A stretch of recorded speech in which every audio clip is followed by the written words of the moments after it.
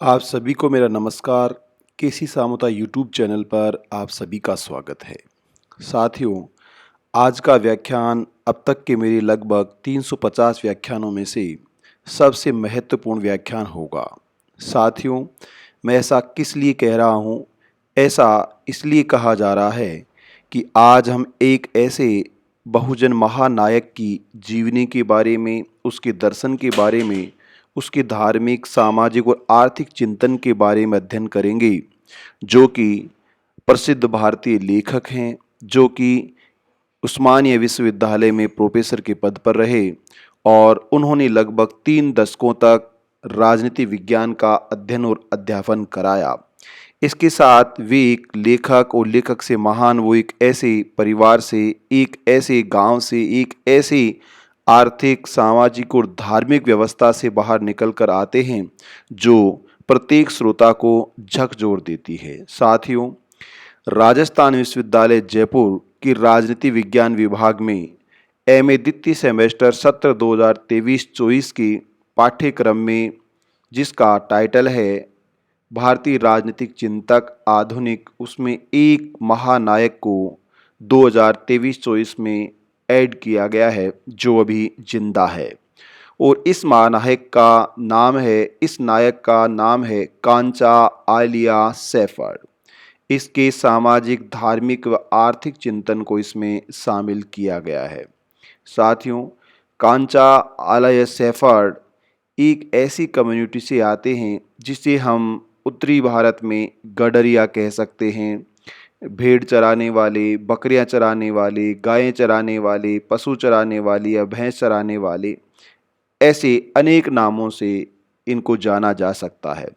आखिरकार एक गडरिया एक लेखक के रूप में और एक भारतीय राजनीतिक चिंतन के रूप में कैसे स्थापित हुआ, ये अपने आप में ही एक अभिप्रेरणा है, विशेष रूप से उन लोगों के लिए जो ग्रामीण क्षेत्र से हैं, उन लोगों के लिए जिन्होंने गरीबी का नंगा नाच या दुष्चक्र देखा है, उन लोगों के लिए जो झोपड़पट्टियों में रहे हुए हैं, उन लोगों के लिए जिनके पास पहनने के पर्याप्त कपड़े नहीं थे, पर्याप्त भोजन नहीं था, पर्याप्त आवास नहीं था, शिक्षा और स्वास्थ्य दूर की कौड़ी थे।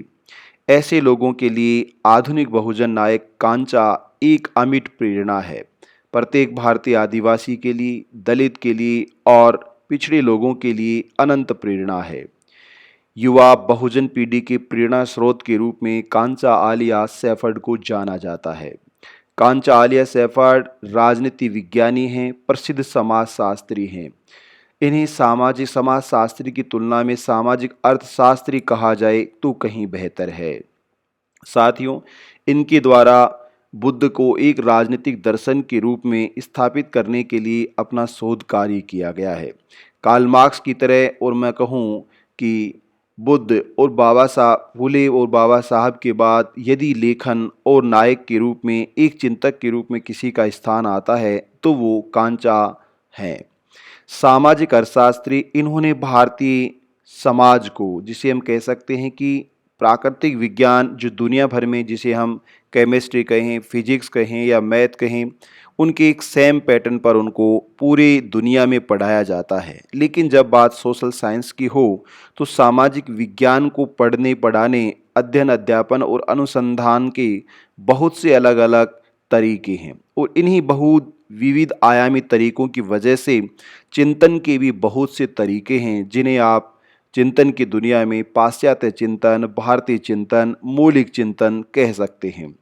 ऐसे ही भारतीय समाज का आर्थिक चिंतन इन्होंने किया है। इन्हें बहुजन इतिहासकार के रूप में भी जाना जाता है। साथियों, भारतीय समाज का अर्थतंत्र क्या है और बहुजन की हिस्ट्री क्या है, इसको बखूबी और प्रमाणों सहित तथा संवाद शैली के माध्यम से, इंडिजीनियस शैली के माध्यम से इन्होंने अभिव्यक्त किया है। यही कारण है कि राजनीति विज्ञान राजस्थान विश्वविद्यालय के पाठ्यक्रम में इनके चिंतन को शामिल किया गया है, जो कि राजनीति विज्ञान राजस्थान विश्वविद्यालय के 62 वर्ष के इतिहास में पहला ऐतिहासिक कदम है, जिसके लिए board of studies convener professor Manju Singh का तहे दिल से आभार। ये एक अनुभविक सिद्धांतकार हैं। इसका मतलब है कि इन्होंने अपने गांव चरवाहे से लेकर विश्वविद्यालय तक और विश्वविद्यालय से लेकर संयुक्त राष्ट्र संघ तक अपना व्याख्यान दिया है, अपने सिद्धांतों को, अपने विचारों को, अपने चिंतन को अभिव्यक्त किया है। तो जो अनुभव उन्होंने किया, उन अनुभव को एक थ्योरी के रूप में डिज़ाइन किया गया है। इसलिए भी ये प्रत्येक बहुजन के लिए प्रेरणा है कि हम अपने गांव में, माता पिता में, खेत में, क्षेत्र में, जीवन में, हॉस्टल में, शिक्षा में, विश्वविद्यालय में, स्कूलों में जो अनुभव करते हैं उसको किस तरह से थ्योरी बिल्डिंग के रूप में स्थापित किया जाए।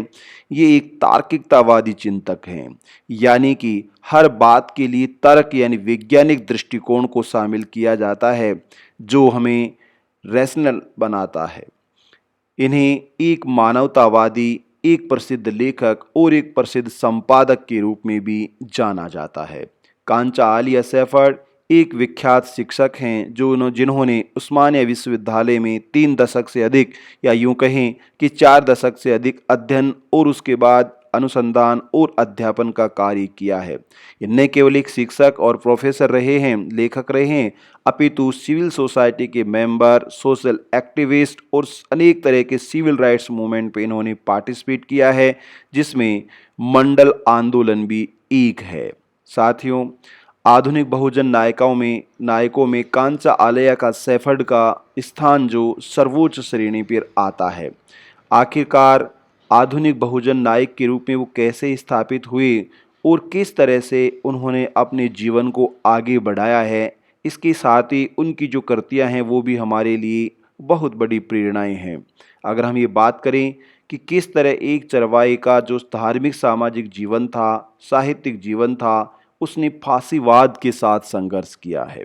फांसीवाद अवधारणा जो इटली में मुसोलिनी के नेतृत्व में स्थापित हुई, जिसे फासिज्म के नाम से जाना जाता है, ऐसे ही फांसीवादी जो भारत में धार्मिक फांसीवाद, रिलीजियस फासिज्म, सोशल फासिज्म और लिटरेचरी फासिज्म का जो दौर है उससे उन्होंने संघर्ष किया है।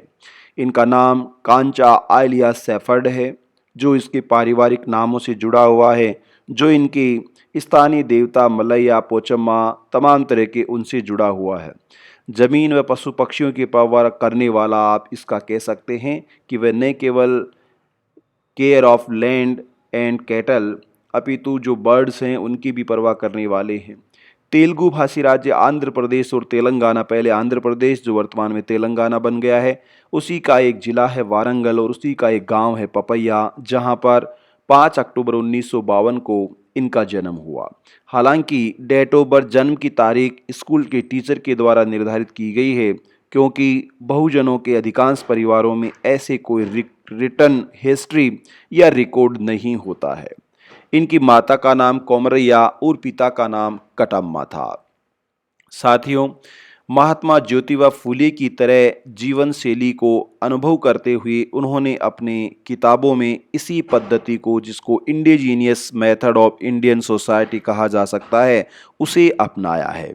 ये हर व्यक्ति का एक अलग अनुभव हो सकता है और ये अनुभव उसकी कास्ट कल्चर से जुड़ा हुआ है, उसके क्लास कल्चर से जुड़ा हुआ है कि जाति की जो संस्कृति है वह ये अनुभव बताती है कि आपके साथ भेदभाव हुआ है या आपको तवज्जो दी गई है या आपका बैकग्राउंड बहुत अच्छा है, तमाम तरह की चीज़ें इससे जुड़ी हुई है।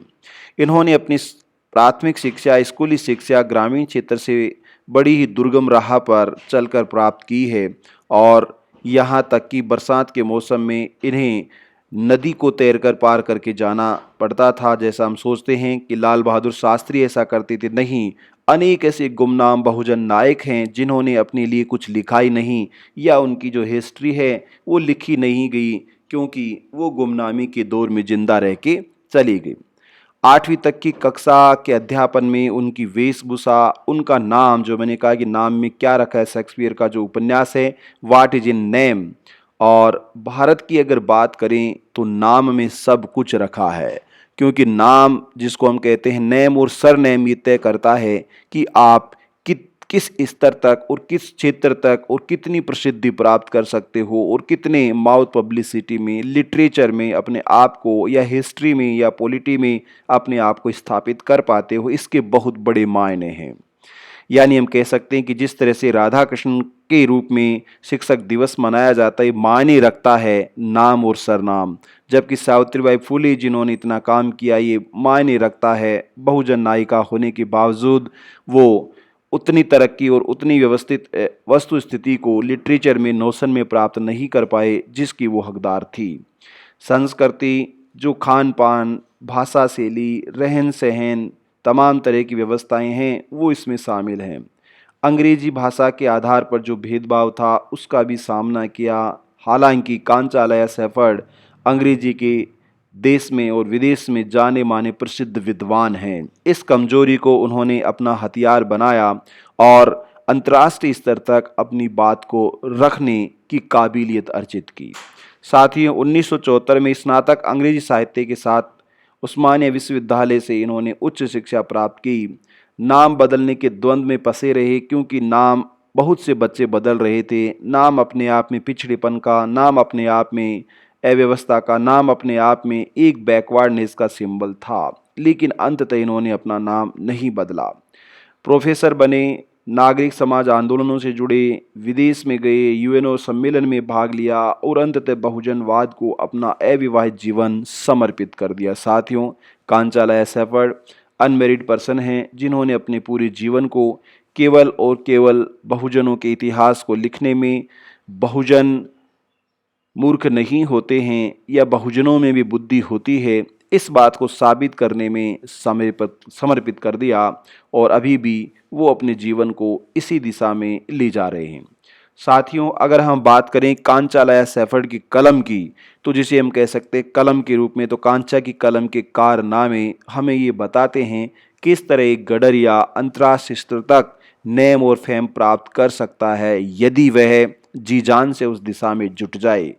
पहली किताब उनके द्वारा लिखी गई जिसका टाइटल है why I am not a Hindu, a Shudras critique of Hindutva philosophy, culture and political economy, 1996। साथियों, ये कांचालया की वह पहली रेफरेंस बुक है, किताब है, जिस किताब ने उन्हें अंतर्राष्ट्रीय स्तर तक और राष्ट्रीय स्तर तक चर्चित बनाया। न केवल चर्चित बनाया अपितु उन पर अनेक जगह पर शारीरिक और मानसिक, तो कह रहे ही शारीरिक हमले भी किए गए, इवन कोर्ट में भी, और सुप्रीम कोर्ट तक इस किताब का मैटर गया।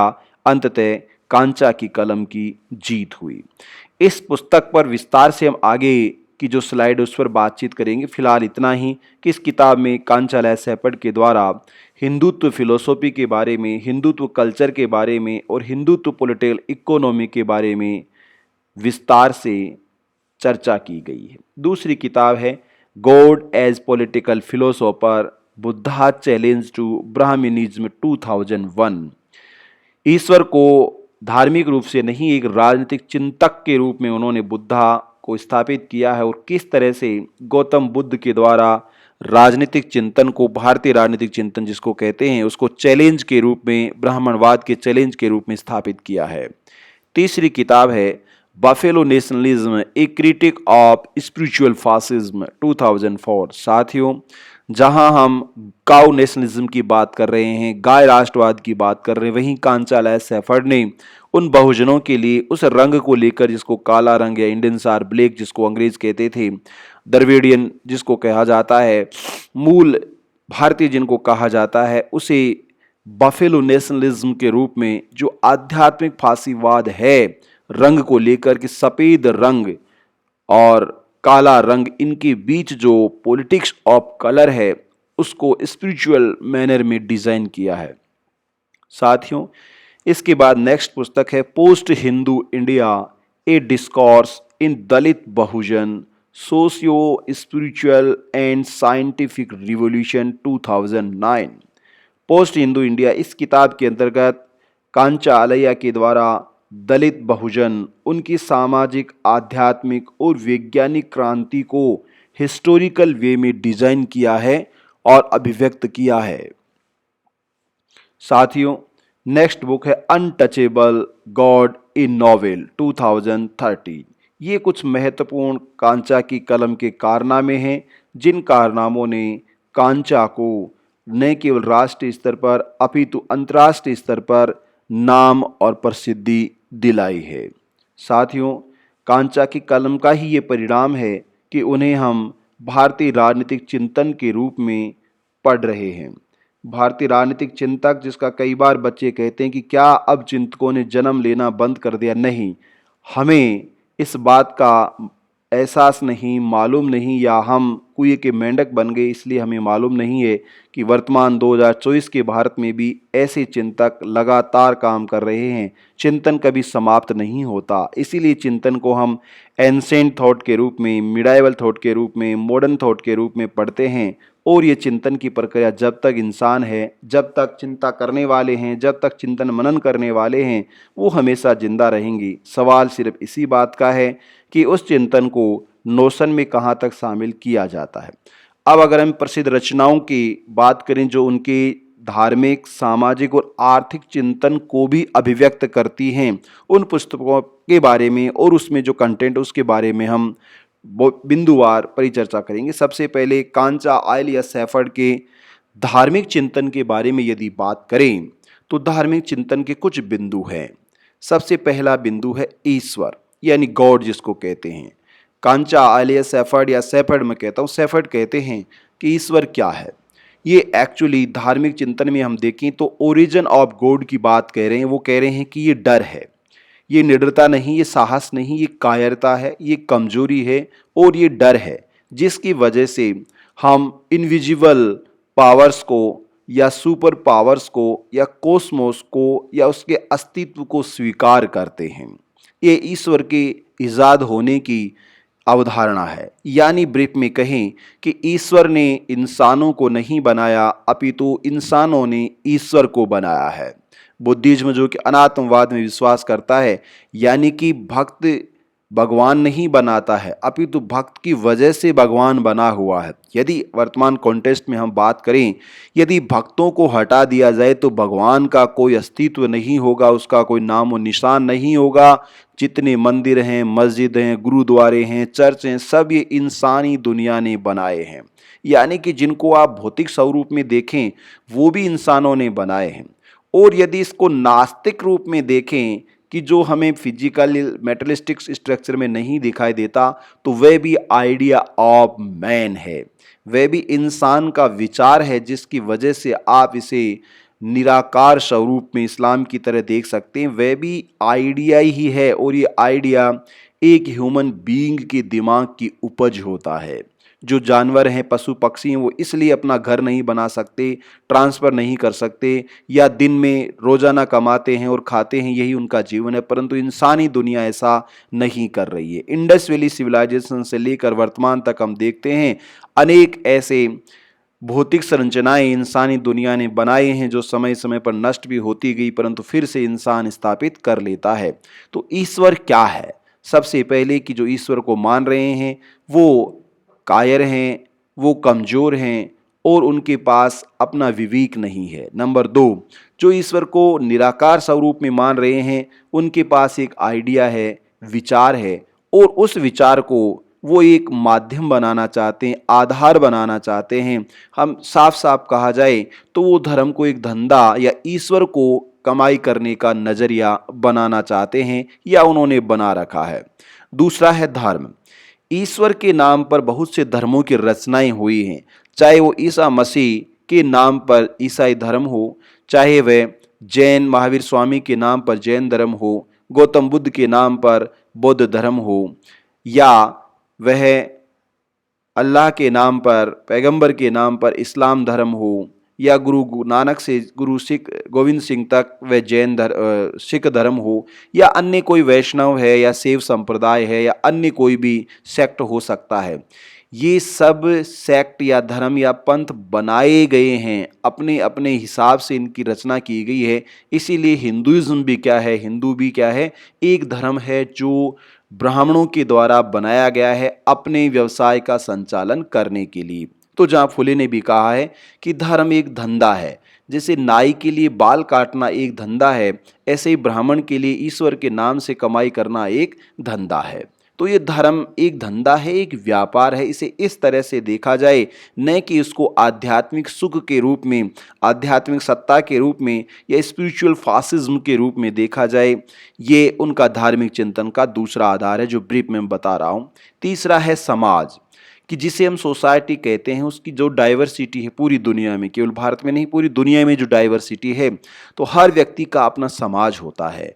उस समाज की अपनी संस्कृति होती है, उसका अपना खान पान होता है, उसके अपने कपड़े होते हैं, उसके अपने रीति रिवाज होते हैं। यानी कि साफ कहा जाए, जन्म, विवाह और मृत्यु से जुड़ी हुई तमाम तरह की व्यवस्थाएं होती हैं। तो उन व्यवस्थाओं को समाप्त करके कोई ईसाई अपने अनुकूल बनाए, इस्लाम अपने अनुकूल बनाए या हिंदू अपने अनुकूल बनाए, ये फांसीवाद का एक तौर तरीका है।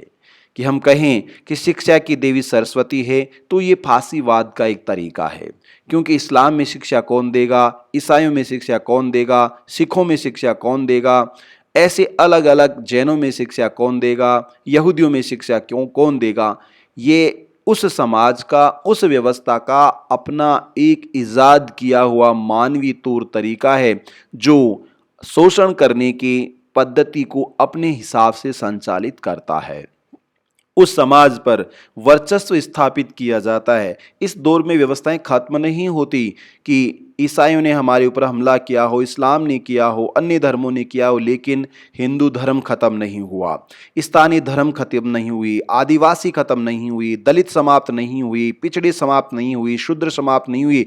लेकिन इनके लिए समाज का जो हिंदू सोशल ऑर्डर वो डिज़ाइन किया गया, ये हायरार्की डिज़ाइन की गई कि हिंदू के नाम से हम एक वर्ण व्यवस्था बनाएंगे जिसमें ब्राह्मण फांसीवाद के नाम से बाकी अन्य का शोषण करेगा, क्षत्रिय का शोषण करेगा, वैश्य का शोषण करेगा, शूद्र का, फिर क्षत्रिय वैश्य और शूद्र का शोषण करेगा, फिर वैश्य शूद्र का शोषण करेगा। और इस तरह चतुर्वर्ण की व्यवस्था को ब्राह्मणिकल लिटरेचर में इजाद किया गया, तय किया गया। ये किसी ईश्वर ने कुछ नहीं बनाया, केवल ईश्वर और धर्म के नाम पर समाज पर कब्जा करने का ये तरीका है, आधिपत्य करने का तरीका है। जैसा ग्रामसी ने कहा है कि ये नोशन है किसकी, हेजेमनी की। इसको समझने की बात है, वो तार्किकतावाद है। तो सेफर्ड कहते हैं कि ये ईश्वर धर्म के नाम पर समाज पर कब्जा किया गया है, जिसके लिए कानून और व्यवस्थाएं अलग हैं, परंतु अधिकांश समाज पर, पूरी तरह से नहीं, अधिकांश समाज पर कब्जा कर लेना या समाज को धीरे धीरे करके अपनी ओर मोड़ लेना, यानी कि ईसाइयों की तरफ मोड़ लेना, हिंदुओं की तरफ मोड़ लेना, इस्लाम की तरफ मोड़ लेना, सबको नहीं, अधिकांश लोगों को अपनी तरफ रुख कर लेना, अपना स्लेव बना लेना, गुलाम बना लेना, ये सेफर्ड कहना चाहते हैं। इसके बाद है कानून, यानी कैसे कानून की हम बात करें, धार्मिक कानून, सामाजिक कानून, आर्थिक कानून और संविधान का कानून। अब कांचालय सेफर्ड कहते हैं कि संविधान के कानून जो बहुत बाद में आया है, या वैधानिक जिसको आप लीगल लॉ कहते हैं, वो बहुत बाद में आया है, लेकिन इसके पीछे का स्ट्रक्चर आप देखोगे तो एक्चुअली इसको आप नेचुरल लॉ कहें, रिलीजियस लॉ कहें, स्पिरिचुअल लॉ कहें, सोशल लॉ कहें, या गॉड्स का कानून कहें। कानून के नाम पर उन लोगों को चुप किया कराया गया है जो कि तार्किक थे, या आवाज़ उठाना चाहते थे, या शोषण, अन्याय, असमानता, गुलामी के विरोध में कुछ बोलना चाहते थे। उन लोगों, सामाजिक कानून के नाम पर, धार्मिक कानून के नाम पर, धर्म के नाम पर, ईश्वर के नाम पर और ऐसी ही व्यवस्थाओं के नाम पर उसे चुप कराया गया और गुलामी को आगे विस्तारित कर दिया गया। जो जनरेशन से जनरेशन, पीढ़ी दर पीढ़ी ये गूंगे, बहरे, लूले, लंगड़े इनकी सरकार के रूप में, इनकी पीढ़ी के रूप में आगे चलते गए, जिसको हम कह सकते हैं कि वो अपाहिज हो गई मानसिक रूप से, शारीरिक रूप से नहीं, वो मानसिक रूप से अपाहिज हो गए। इसलिए उस समाज की उन व्यवस्थाओं का चाह कर भी विरोध नहीं कर पाते। जैसे मैं कहूँ, चाहे सती प्रथा रही हो या मृत्यु भोज प्रथा रही हो, बाल विवाह प्रथा रही हो, बहुत बदलाव आया, परंतु बहुत बदलाव की अभी तक बाकी है। और बहुत से बदलाव के साथ बहुत सी अन्य बुराइयां इसमें कमोबेश होती रहती हैं कि 4 बुराइयों में से 2 खत्म होती हैं तो 2 बुराइयां और जुड़ जाती हैं। ये सब ईश्वर, धर्म, समाज के और कानून के नाम पर होता है। कहने को कानून का शासन है, लेकिन कानून का शासन नहीं होता है। लॉ ऑफ जिसको आप कहते हैं रूल ऑफ लॉ अपने आप में ही शोषण का एक सबसे बड़ा आधार है कि ये उन लोगों को बेवकूफ़ बनाने का एक माध्यम है जो कानून में विश्वास करते हैं, जो कानून में अंधा विश्वास करते हैं। उन लोगों को पागल बनाने का ये एक तौर तरीका है। तो ये भी धार्मिक चिंतन का एक माध्यम है जिसे कानून या संविधान कहा जाता है, जिसके माध्यम से बहुत से लोगों को शोषण का शिकार बनाया जाता है। शिक्षा किस तरह की शिक्षा है? अंग्रेजी माध्यम की है, संस्कृत माध्यम की है, हिंदी माध्यम की है, तमिल तेलुगु माध्यम की है या दुनिया की किसी अन्य भाषा के माध्यम की है? तो शिक्षा एक माध्यम है किस बात का? ईश्वर, धर्म, समाज और कानून के नाम पर और उनकी तरह से व्यक्तियों को तैयार करने का एक माध्यम है। शिक्षा बहुत बड़ा माध्यम है कि शिक्षा के लिए जो विद्यालय जिसको कहते हैं, जिसको शिक्षा के मंदिर भी कहा जाता है, वो शिक्षा के लिए देवालय जो बनाए गए हैं, जो शिक्षालय जो बनाए गए हैं, जो विद्यालय वो बनाए गए हैं, उन विद्यालयों में क्या पढ़ाया जाता है? उन विद्यालयों में कौन पढ़ाते हैं? क्या जीसस के बारे में पढ़ाया जाता है? क्या अल्लाह के बारे में पढ़ाया जाता है? क्या हिंदू देवी देवताओं के बारे में पढ़ाया जाता है? क्या सिख गुरुओं के बारे में पढ़ाया जाता है? क्या जैन गुरुओं के बारे में पढ़ाया जाता है? तो शिक्षा का एक माध्यम है कि वो शिक्षा इस तरह से दी जाती है कि धर्म को एक धंधा बनाकर उसको रिप्रेजेंट कर सके। कि विद्यालय में ये बताया जाता है कि शिक्षा की देवी कौन है। शिक्षा शुरू करने से पहले ये प्रार्थना की जाती है कि एक शिक्षा की देवी है जो शिक्षा प्रदान करे। तो ये झूठ वहाँ से शुरू होता है, ये जहर वहाँ से शुरू होता है जिसको हम धार्मिक कहते हैं।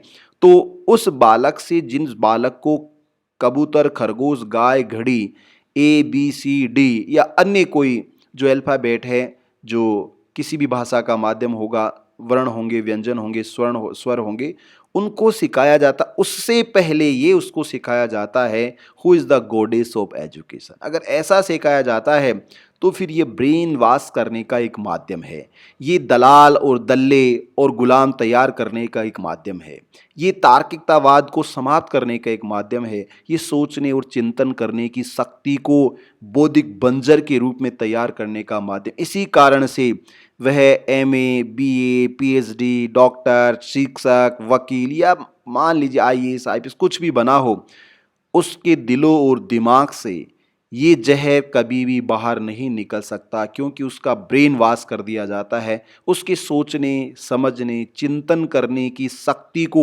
एक अज्ञानता का आवरण पहना दिया जाता है, जिसके बाद वह उस घोड़े की तरह दौड़ता है जिसकी आंखों पर पट्टी लगाने के बाद एक सीधी रेखा में चलता है। अब उससे आप ये उम्मीद नहीं करें कि वह फौजी है, वह पुलिस में है, वह आईपीएस है, वह आईएएस है, ये प्रोफेसर है, ये टीचर है। नहीं, वह एक अंधा घोड़ा है और वह घोड़ा सिर्फ एक दिशा में ही गमन कर सकता है। उस घोड़े के पास दिल और दिमाग नहीं है, वह सिर्फ और सिर्फ चाबुक की मार से एक दिशा में आगे बढ़ता है। ये है कांचालया का धार्मिक चिंतन का मूल आधार। और सबसे लास्ट में है सत्ता, कि ये सब कुछ किस आधार पर है। ये एक तरह की अथॉरिटी है, परंतु ये अथॉरिटी आपने पढ़ी होगी, मैक्स वेबर कहता है कि 3 तरह की सत्ताएं हैं। ट्रेडिशनल अथॉरिटी होती है, इसके साथ साथ रैशनल अथॉरिटी होती है, इसके साथ साथ कैरिस्मेटिक अथॉरिटी होती है। 3 तरह की सत्ताएं मैक्स वेबर ने बताई, वैसे बहुत सी सत्ताएं हम कह सकते हैं। तो अथॉरिटी क्या है? अथॉरिटी का मतलब है पावर को इंस्टीट्यूशनलाइजेशन करना, जैसे तलवार को म्यान में रखना, जैसे शक्ति को सिंबल से आप तोलना, यानी शक्ति को आप आवरण पहना देते हैं, कपड़े पहना देते हैं। तलवार को कपड़े पहनाना म्यान है तो वो उतनी घातक नहीं लगती, परंतु वह है तो तलवार। ये देखने और सोचने समझने वाली बात है कि तलवार को ढक देने से वो काटना मना नहीं करती, वो म्यान से कभी भी बाहर आ सकती है और गला काट सकती है।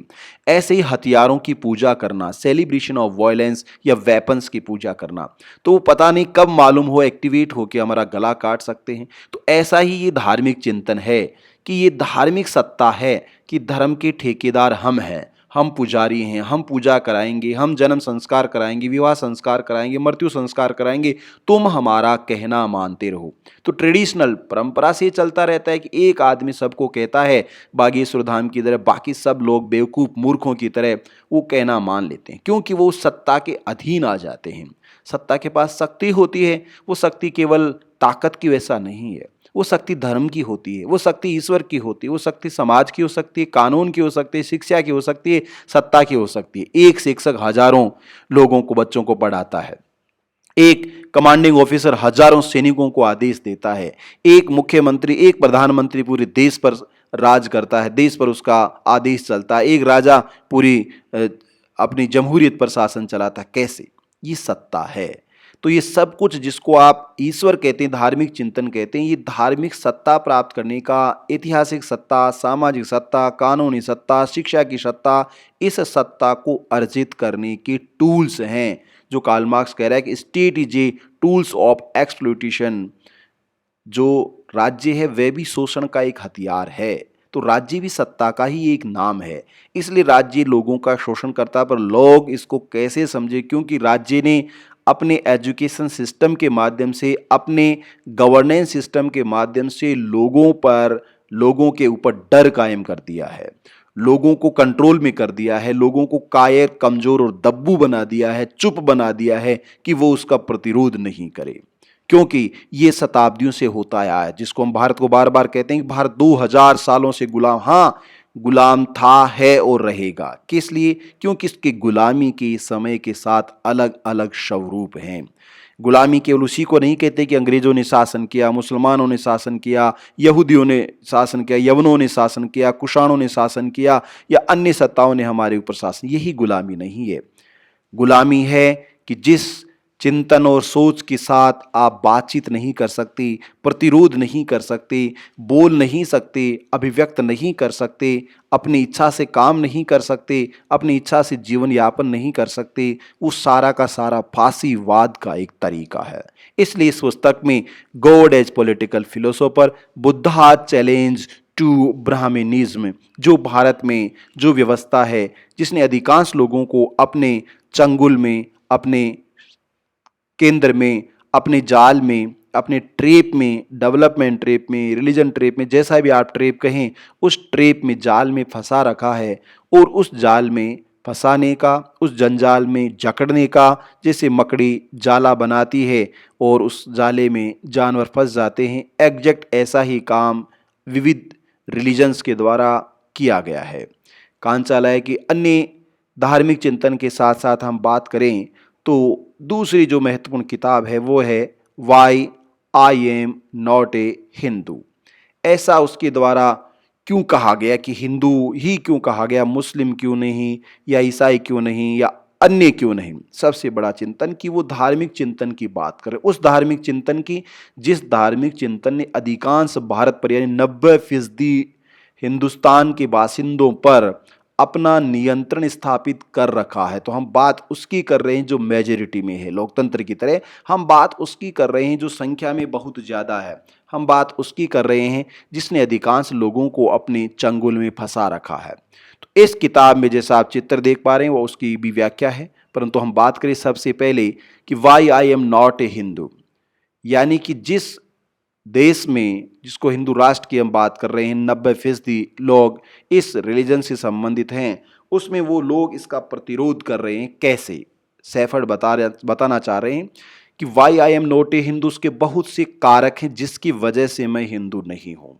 क्योंकि एक्चुअली हिंदू जिसको हम कहते हैं, जो कि इस्लामिक ट्रेडिशन से ड्राइव्ड होकर आया है, या जो हिंदू कस से लेकर हिंदुस्तान जिसको आप कहते हो, तो वो वर्ड जिसका मीनिंग अपने आप में ब्लैक थेफ्ट या काला चोर या लुटेरा होता है, उसके बहुत से मायने हैं। कि सबसे पहले कि अगर हिंदुइज्म या हिंदू फिलोसॉफी की हम बात करते हैं तो क्रिएशन ऑफ नेचर, इसकी बात आती है, और वो सृष्टि बनाम विज्ञान पर चलता है। यानी सत्य और असत्य, यानी कि विज्ञान और अंधविश्वास, यानी कि तर्क बुद्धि और कहना मान लेना, यानी कि आपका खुद का विवेक या चिंतन शक्ति है कि नहीं है। तो सृष्टि कैसे बनी है, ये हिंदू फिलोसॉफी और उसके विपरीत विज्ञान सृष्टि के निर्माण की क्या बात कहता है। इसलिए if I am believe in science I am not a Hindu, क्योंकि हिंदुइज्म की जो फिलोसॉफी है उसके तहत सृष्टि का निर्माण वैज्ञानिक कारकों से नहीं हुआ है। तो जो अंधविश्वास से इस बात को मानता वह हिंदू है, और जो वैज्ञानिक तरीके से इस बात को नकारता वह हिंदू नहीं है। तो हम तय कर सकते हैं कि हु आर हिंदू और who are not Hindu. Sindhu बनाम हिंदू, इंडस वैली सिविलाइजेशन और उसके बाद जो ब्राह्मणिकल व्यवस्था आई, जो ब्राह्मणवादी व्यवस्था आई, जो हिंदूवादी व्यवस्था आई, जिसमें बुद्धा से लेकर हम कह सकते हैं कि अंबेडकर और पेरियार और कांचा सेफर्ड तक लोगों ने सवाल उठाए हैं, बातचीत की है, तर्क वितर्क किया है, और उन लोगों के खिलाफ जो लोग शासन कर रहे हैं सत्ता इसके नाम पर, उनको चैलेंज किया है। सिंधु ये इंडस वैली सिविलाइजेशन की हिस्टोरिकल साइंटिफिक एविडेंस और उसकी मेटलिस्टिक के साथ साथ स्पिरिचुअल ग्रोथ जो है उसके सबूतों के साथ बातचीत करता है। उस समय की सामाजिक व्यवस्था, जो आर्थिक व्यवस्था, जो खेती किसानी की व्यवस्था, पशु चारण और पशुओं की व्यवस्था, रहन सहन की व्यवस्था, वो एक विज्ञान है। वो दुनिया भर की, जिसको कहते हैं Indus valley civilisation was a developed civilisation in the world. तो हमें इंडस वैली सिविलाइजेशन को और ज़्यादा से ज़्यादा समझना चाहिए, उसे लिखना चाहिए, उसके सबूत जुटाने चाहिए और उससे भारत के लोगों को लाभान्वित करना चाहिए, बजाय हिंदुइज्म की, क्योंकि ये उसके बाद एक विकसित किया गया आधार है जो माइथोलॉजी में, जो तर्कों से परे, तर्कातीत, और जो कि फांसीवाद का, धार्मिक फांसीवाद का एक नज़रिया है, ये बात इसमें कही गई है। देवता बनाम देवता, यानी कि जो डाइवर्सिटी है वो ट्राइबल कम्युनिटी में, दलित कम्युनिटी में, बैकवर्ड कम्युनिटी में और रेदर देन अपर कम्युनिटी में, जो कि हिंदुइज्म की फिलोसॉफी है। अगर इसको छोड़कर हम सोचें तो सब बराबर हैं, कोई किसी मुख से जन्म नहीं लेता, कोई पैर से जन्म नहीं लेता, कोई ऊंच नीच नहीं है, कोई ऊंची जाति या नीची जातियाँ नहीं, सब बराबर हैं।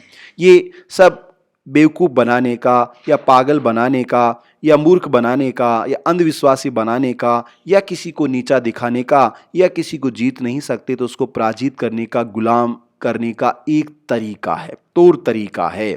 तो इसलिए सभी के अपने जो गॉड और गॉडेस हैं वो डाइवर्सिटी है, वो अपने उन लोगों की बात करें जो जानवरों को बचाने वाले थे, पशु पक्षियों को बचाने वाले थे, खेती को बचाने वाले थे, प्रकृति को बचाने वाले थे, जिनके हाथ में कोई हथियार नहीं है, जो कभी किसी इंसान की हत्या नहीं करते हैं, वो केवल जीवन देने की बात करते हैं, जीवन बचाने की बात करते हैं। तो ये हिंदुइज्म गॉड और गॉडेस, जिसको आप 33 करोड़ देवी देवता कहते हैं, जो कि हत्यारे हैं, हिंसक हैं, जो कि शोषणकारी हैं, जो कि भेदभाव करते हैं, जो कि तमाम तरह के इंसानी दुनिया में विभाजन क्रिएट करते हैं, वो अलग हैं। और दूसरे वो लोकल गॉड और गॉड डाइटी जिनकी हम बात करते हैं, जो हर क्षेत्र से, हर भाषा से, हर कम्युनिटी से, हर व्यवस्था से जुड़े हुए हैं, जिन्होंने इंसानों को बचाने के लिए अपना जीवन दांव पर लगा दिया, जिन्होंने मानवता के उत्थान के लिए अपने जीवन दांव पर लगा दिया। ऐसे उन देवताओं की जो इंडस वैली सिविलाइजेशन की बिरप्पा से लेकर दक्षिण में पोचम्मा तक, बिरप्पा तक, और नॉर्थ इंडिया में वो तमाम तरह के देवता, जिसको लोक देवता के रूप में हम जानते हैं, तेजा जी है, रामदेव जी है, भ्योमा जी है, पाबू जी है, तमाम तरह के ऐसे लोग, जाम्बू जी है, जिन्होंने पर्यावरण न केवल इंसानों के लिए अपितु उन लोगों के लिए भी काम किया जो अबोध हैं, यानी कि गाय हैं, घोड़े हैं, हिरण हैं, मोर है, पशु पक्षी हैं। यानी एक तरफ दूसरे हम कह रहे हैं कि उनकी बलि दी जा रही थी, दूसरी तरफ इनके संरक्षण की बात उठाने वाले लोकल डाइटीज़ हैं। तो उन लोकल डाइटीज़ को मेन नोशन में लाया जाए, उनके ऊपर चिंतन किया जाए, उनके ऊपर किताबें लिखी जाए, उनको स्प्रेड किया जाए, ताकि हम इंटरनेशनल प्लेटफॉर्म पर जो न्यू सोशल मूवमेंट है, जिसको मैं कहूँ कि ये नारीवाद जो है वो भारत में लगभग 2000 साल 2500 साल पहले शुरू हो गया था, जिसको वेस्टर्न सोसाइटी हाईजैक करके ले गई।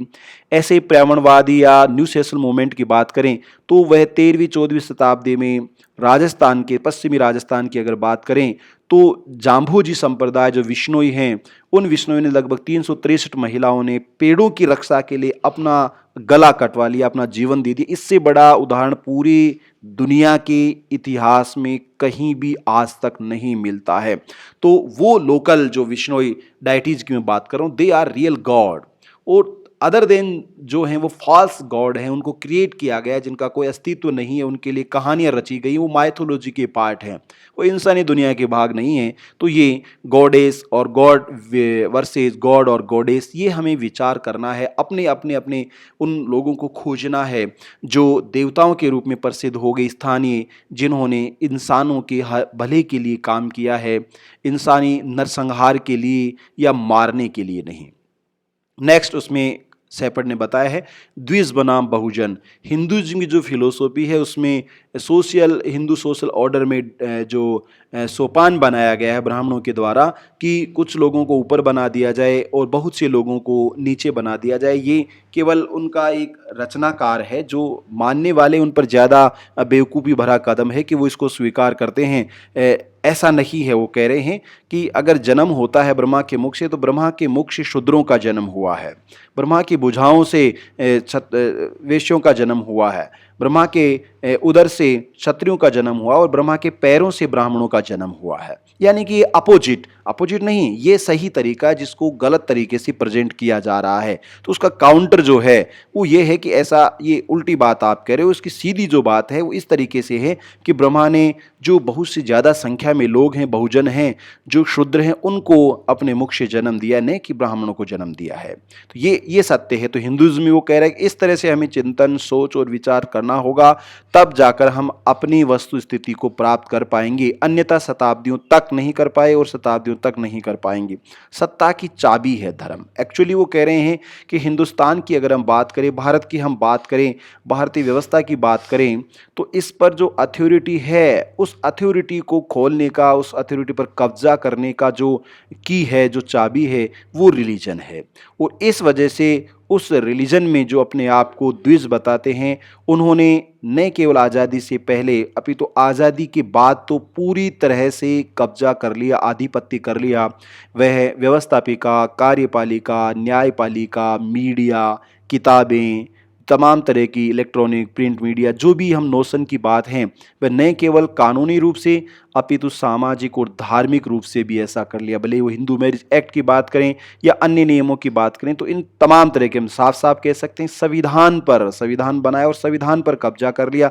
संविधान से चीज़ें नहीं चल रही हैं, बहुत कम चीज़ें चल रही हैं, बहुत कम व्यवस्थाएं भारतीय संविधान से संचालित होती हैं। लेकिन 90% जो भारत की व्यवस्था है वो beyond the Indian constitution run करती है। इस बात को हम जानना है, हमें समझना है ऐसा क्यों है। यही वह कारण है कि संविधान बनने के बावजूद भी, संविधान लागू होने के बावजूद भी इस व्यवस्था में कोई विशेष और खासा या आमूल चूलकारी कोई परिवर्तन नहीं आया है।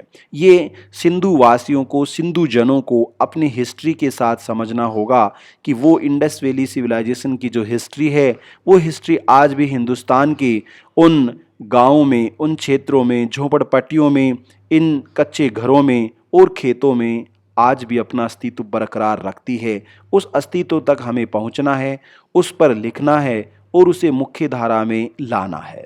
तीसरी महत्वपूर्ण रचना है बफेलो नेशनलिज्म, यानी कि भैंस का राष्ट्रवाद आप इसको कह सकते हैं।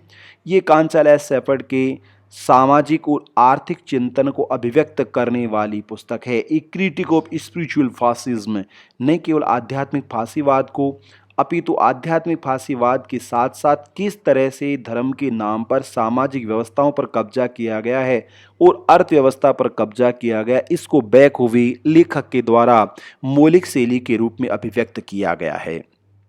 आध्यात्मिक फांसीवाद, इसका मतलब है मुसोलिनी के फांसीवाद की तरीके से हम लोगों को गुलाम बना लेना, हम लोगों पर कब्जा कर लेना कि राम का नाम लो या हनुमान चालीसा पढ़ो या मंदिर जाओ, मस्जिद जाओ, गुरुद्वारे जाओ, यानी कि ऐसी भौतिक सत्ताओं के साथ जाओ जहाँ कबीर कहता है पाहन पूजे हरी मिली तो मैं पूजू पहाड़, यानी कि स्पिरिचुअल सुख कुछ भी नहीं होता है। आध्यात्मिक जिसको आनंद कहते हैं वह कुछ भी नहीं है सिवाय एक डोगमा है, एक द्वंद्व है, एक ऐसा आधार और ऐसा चंगुल जो कभी मिलेगा नहीं, एक ऐसा जिसको हम कह सकते हैं कि कस्तूरी का मर्ग जिसको कहते हैं, जो खुद के पास है परंतु उसको जंगल जंगल दर दर भटकता रहता है और इस तलाश में कि वह मृग कस्तूरी को ढूंढता है, अभी तो कस्तूरी उसके खुद के पास ही है, बाहर वह नहीं मिल सकती। ऐसा ही कुछ स्पिरिचुअल फासिज्म में है कि हम ईश्वर को मंदिरों में, मस्जिदों में, गुरुद्वारों में ढूंढते हैं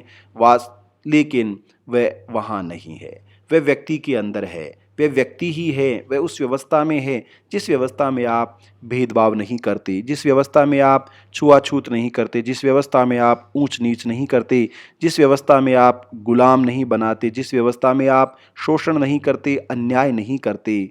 जो बहुत सी कविताओं में, हिंदी साहित्य में कहा गया कि वह कहाँ मिलेगा, वह दोपहर में तोड़ती पत्थर जो महिला है, वह खेत में काम करता हुआ किसान है, वह सड़कें साफ करता हुआ, नालियाँ साफ करता हुआ मजदूर है, वह मिट्टी से बर्तन बनाता हुआ कुम्हार है, वह खाल छीलता हुआ चमार है, वह कचरा भूनती हुई बीनने वाला मजदूर है, वह लकड़ी से औजार बनाने वाला खाती है, वह तमाम तरह के लोहे से औजार बनाने वाला लुहार है, कहार है, किसान है, वो वहाँ है और वहाँ हम जाते नहीं हैं, इसलिए हमें ये कभी नहीं मिल सकता जिसको कांचालय ने कहा है इकोनॉमी ऑफ टेम्पल। एक्चुअली ये मंदिर एक अर्थव्यवस्था है, ये बैंक है, इस बैंक में खाता नहीं खुलता। बाकी बैंकों में हम जो अकाउंट ओपन करते हैं, पैसा जमा कराते अपना रहता है, लेकिन इस मंदिर बैंक में या टेम्पल बैंक में खाता नहीं खुलता। आप 10 रुपये, 10,000, 10 लाख, 10 करोड़ रुपए दे देते हो, वो आपका नहीं होता, उस बैंक का हो जाता है। Actually this is the temple economy of temple, ये biggest economy in the world. ये पूरी दुनिया में भारतीय मंदिर की अर्थव्यवस्था, पूरी दुनिया की अर्थव्यवस्था, चाहे वो स्विस बैंक हो या फेडरल बैंक ऑफ यूएसए हो या भारत का reserve bank of India RBI, इससे ज़्यादा पैसा, सोना, चांदी सब किसके पास है? भारतीय मंदिरों के पास है। उन सभी भारतीय स्टेट बैंक या तमाम तरह के प्राइवेट, सरकारी और रिजर्व बैंक ऑफ इंडिया से ज़्यादा। लेकिन संविधान क्या इस पर कुछ कार्रवाई कर सकता है? इसलिए सेपर्ट कहते हैं कि देश की ये व्यवस्था संविधान से नहीं चल रही। 10% अगर संविधान से चल रही, 90% व्यवस्था बियॉन्ड द कॉन्स्टिट्यूशन चल रही है। नेक्स्ट उन्होंने लिखा है बफेलो वर्सेस काऊ, भैंस बनाम गाय। इसको समझने की, उस ये अर्थव्यवस्था को समझने की बात है कि क्या इंडियन इकोनॉमी जो रूरल इकोनॉमी है, जो बहुजन इकोनॉमी है, उस बहुजन इकोनॉमी में पैसा क्या भैंस से मिलता है या गाय से मिलता है? जो काउ नेशनलिस्ट हैं वो गाय की बात करते हैं, लेकिन गाय रखते नहीं, उनका पालन पोषण नहीं करते, ना उसकी इतनी इकोनॉमी है। लेकिन जो भैंस है वो इकोनॉमी यानी उसकी प्राइस भी ज़्यादा है, उसके तमाम तरह के प्रोडक्ट, दूध वगैरह वो भी ज़्यादा हैं, उसकी डिमांड भी ज़्यादा है और फैट वगैरह उसका प्राइस भी ज़्यादा है। तो इसका मतलब है कि इकोनॉमी का आधार बहुजनों के लिए भैंस है और उस बफेलो की जगह द्विजन काऊ को रिप्लेस करना चाहता है। इसका मतलब है कि वह बहुजनों की इकोनॉमी पर सीधा सीधा प्रहार है, सीधा सीधा उसको डिस्ट्रॉय करने का और उसका अपलिफ्टमेंट नहीं हो, ये करने का सबसे बड़ा तौर तरीका है। ये इससे भी ज़्यादा पॉलिटिक्स ऑफ कलर है, रंग की राजनीति है कि गाय का कलर सफ़ेद माना गया है और भैंस का कलर ब्लैक माना गया है। तो ये रंग, गोरे रंग और काले रंग के बीच की एक सोशल और रिलीजियस, इसके साथ साथ इकोनॉमिक आस्पेक्ट भी है। भैंस जो दूध देती है वो सफ़ेद है और गाय जो दूध देती है वो सफ़ेद नहीं होता है। लेकिन भैंस की पूजा बहुत कम जगह की जा रही है, गाय की पूजा ज़्यादा। नॉर्थ इंडिया की बात करें जिसको अलग अलग लोगों ने काऊ डंक या काऊ यूरिन कई तरह से स्टेट्स या पार्ट्स पुकारा है, तो उत्तर भारत में ये ज़्यादा स्वरूप में है, दक्षिण भारत में ये अलग स्वरूप में है। तो वो बफेलो वर्सेस काऊ की जो पॉलिटिक्स है उसको ग्रामीण क्षेत्र तक, उसका पालन पोषण तक, उससे आउटपुट आने तक ये रिसर्च करने की, लिखने की और एम्पिरिकल मेथड के रूप में लोगों के पास जाकर बातचीत करने और उसका डाटा कलेक्शन करने की बात है। तब रियल पिक्चर जो है वो हमें समझ में आएगी। इसके बाद सेपर्ट कहते हैं जाति, संस्कृति और समाज। हर कास्ट का अपना कैरेक्टर है, हर कास्ट की अपनी कल्चर है, हर कास्ट की अपनी लैंग्वेज है, हर कास्ट के बहुत से मायने हैं। परंतु इन मायनों पर जो अपर कास्ट है वो अपनी हेजेमनी थोपती जा रही है या उनको फॉलोअर्स बनाती जा रही है, जिसको हम कह सकते हैं काउ फॉलोअर्स भी कह सकते हैं, भीरू या कायर अनुयायी उनको कहा जा सकता है। कल्चर के नाम पर, ट्रेडिशन के नाम पर, साकारवाद के नाम पर, ईश्वर के नाम पर, हिंदू कल्चर के नाम पर, नेशनल कल्चर के नाम पर, वन नेशन के नाम पर, ये तमाम तरह की सामाजिक और आर्थिक गुलामी के मायने हैं। और नेक्स्ट है समाज, जो अपने आप में एक अलग ही व्यवस्था है। तो सामाजिक न्याय कैसे हो, क्योंकि वह सामाजिक न्याय केवल सामाजिक तक स्वरूप तक नहीं है, जैसे इकोनॉमिक जस्टिस का नाम लेकर प्रियम्बल से जो इकोनॉमिक वीकर सेक्शन को रिजर्वेशन दिया गया बियॉन्ड द कॉन्स्टिट्यूशन और अपोज द कॉन्स्टिट्यूशन, वह संविधान के दायरे से बाहर मनुस्मृति के माध्यम से सुदामा कोटा लागू किया गया है। तो जस्टिस, सोशल जस्टिस के साथ साथ रिलीजियस जस्टिस, धार्मिक न्याय, और वो सब लोगों को उस मायने में मिले जिस मायने में उनको दिया जाए, जबरदस्ती या बाध्यकारी लोगों पर नहीं किया जाए। वह सामाजिक, आर्थिक, राजनीतिक, धार्मिक, तमाम तरह की आध्यात्मिक जस्टिस भी सबको मिलनी चाहिए।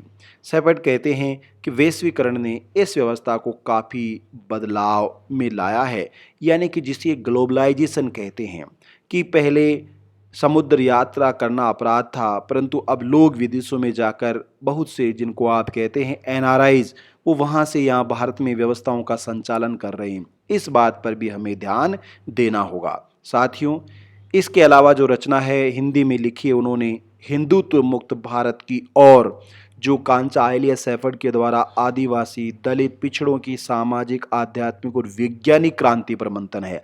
ये द्विज पॉलिटिक्स पर नहीं है, ये भारत के आदिवासियों, आदिवासी समुदाय, भारत के दलित समुदाय और भारत के जो पिछड़े वर्ग का समुदाय है, विशेष रूप से SC ST OBC, उनकी जो लाइफ स्टाइल है, उस लाइफ स्टाइल में सोशल एस्पेक्ट क्या है, स्पिरिचुअल एस्पेक्ट क्या है और साइंटिफिक रिवोल्यूशन क्या है, उस पर सवाल या निशान खड़े किए हैं, सोचने समझने के लिए, विचार करने के लिए मजबूर किया है। वो अपने आप में ही एक बहुत बड़ा चिंतन है। इसके अलावा the Shudras vision for a new path, Shudra यानी कि ज्योतिबा फुले की भाषा में SC ST OBC, पंचमा जिसमें शामिल है चतुर्वर्ण, यानी कि ब्राह्मण, क्षत्रिय, वैश्य को छोड़कर जो शूद्र वर्ण है, शूद्र के साथ अति शूद्र वर्ण है, उनके लिए इस किताब में लेखक ने लिखा है कि आदिवासी, दलित व पिछड़े या बहुजनों की मुक्ति का मार्ग क्या है और उन्हें क्या करना चाहिए या वो क्या करें और क्या नहीं करें। क्या करें इससे ज़्यादा महत्वपूर्ण है कि हमें क्या नहीं करना चाहिए और इस पर पूरी तरह से अमल किया जाए, क्योंकि हाँ कहने से ज़्यादा मुश्किल है ना कहना। किसी काम को करने से ज़्यादा मुश्किल है कि उस काम को नहीं करने के लिए मना करें, उसके लिए आपको ज़्यादा मेहनत, दिलो दिमाग की ज़रूरत पड़ती है। तो क्या नहीं करें, ये शेफर्ड कहना चाहते हैं। और उसके बाद है स्मार्ट तरीका कि किसी काम को हम कैसे करें, चाहे वो अर्निंग हो और चाहे एक्सपेंडिचर हो, हाउ। तो ये सबसे बड़ा मुद्दा है, किस तरह से कार्य का निष्पादन किया जाए, ये कांचालय शेफर्ड अपनी इस कृति में कहना चाहते हैं।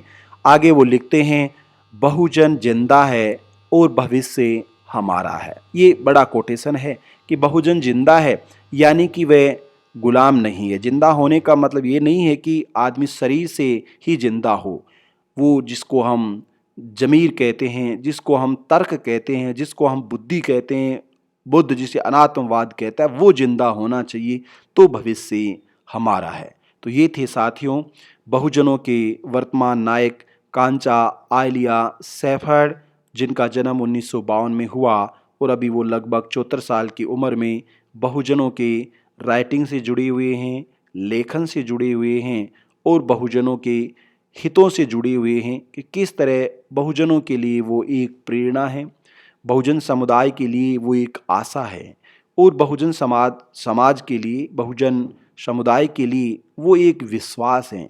इस तरह प्रत्येक बहुजन को, प्रत्येक आदिवासी को, प्रत्येक दलित को, प्रत्येक पिछड़े वर्ग के उस व्यक्ति को बहुजनों की इस प्रेरणा को, आशा को और विश्वास को जिंदा रखना होगा, लेखन से जुड़ना होगा। और अंत में जो शेफर्ड का एक वेल नोन डायलॉग है, Bahujan please read, write and then fight.